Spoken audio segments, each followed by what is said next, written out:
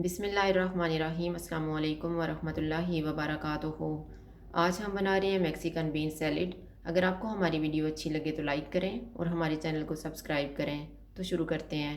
आधा कप सुरख लोबिया, आधा कप सफ़ेद लोबिया, आधा कप सफ़ेद चने, 3/4 कप मक्की, 3/4 कप शिमला मिर्च, आधा कप खीरा, आधा कप प्याज, 1 टेबलस्पून सब्ज़ धनिया, 2 टेबलस्पून नींबू का रस, 1 टेबलस्पून सिरका, 1 टीस्पून चीनी, 1 टीस्पून कुटी हुई काली मिर्च, नमक हस्बे जायका और 3 टेबलस्पून ऑलिव ऑयल।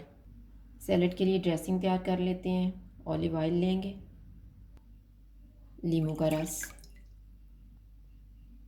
सिरका, चीनी, नमक, काली मिर्च, इनको मिक्स कर देंगे। सारी चीज़ें मिक्स हो गई हैं। एक बाउल लेंगे, इसमें सारे बीन्स डालेंगे, वेजिटेबल्स, इनको मिक्स करेंगे। सैलेड की ड्रेसिंग डाल देंगे।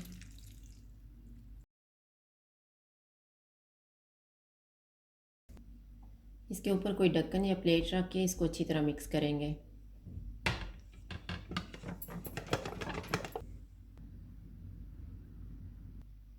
सैलेड को हम सर्विंग डिश में डाल देते हैं।